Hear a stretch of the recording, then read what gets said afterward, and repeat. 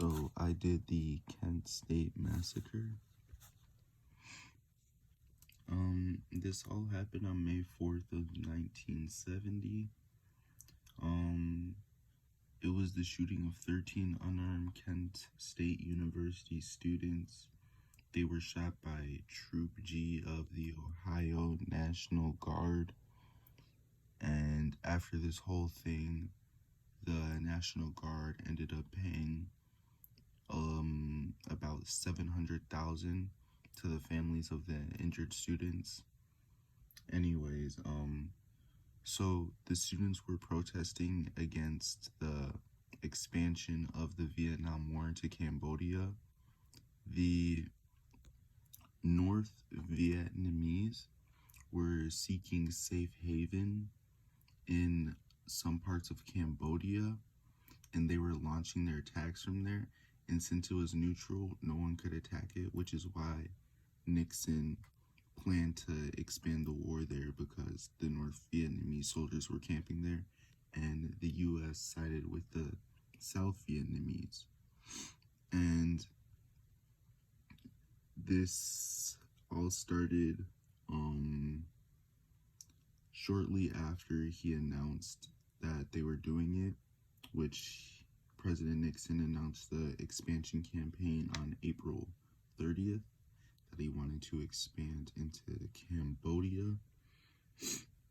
And it was 28 National Guard soldiers that fired on the students. The 4 students who died were no more than 20 years old. 2 of them were 19. And I actually have a famous picture of one of the 20-year-old students, Jeffrey Miller, which we'll see coming up in a second. So in the top right is the famous picture I was talking about. A woman is standing over Jeffrey Miller's dead body, which the person that took that picture was John Philo, and he won the Pulitzer Prize for that picture. And in the bottom right is a memorial of the 4 students that had died: Allison Krauss, Jeffrey Miller, Sandra Schroeder, and William Schroeder.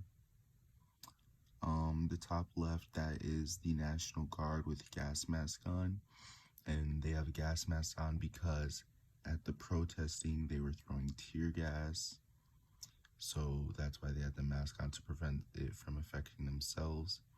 And in the bottom left is a picture of them peacefully protesting.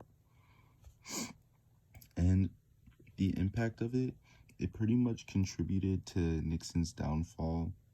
He had got elected, I believe, 2 years prior to this, and this pretty much tanked his whole presidency. And this conflict divided the nation between 2 sides: the side that was anti-war and the side that is pro-war.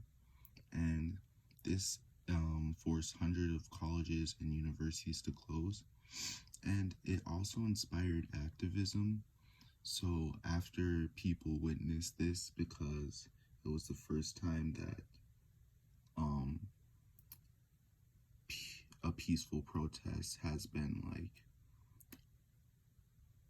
turned deadly, pretty much. It's the first time a peaceful protest has turned deadly, and the first time a student has been killed in a anti-war protest gathering such as this one. And the activism it inspired was it caused many colleges and many students around the whole country to start protesting, because they were obviously outraged by this. And to the right, I have a picture.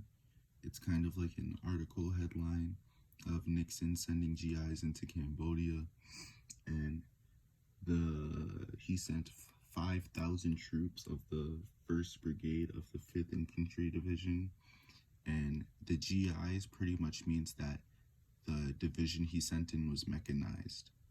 So he sent in mechanized troops to invade Cambodia and to end the Vietnam War.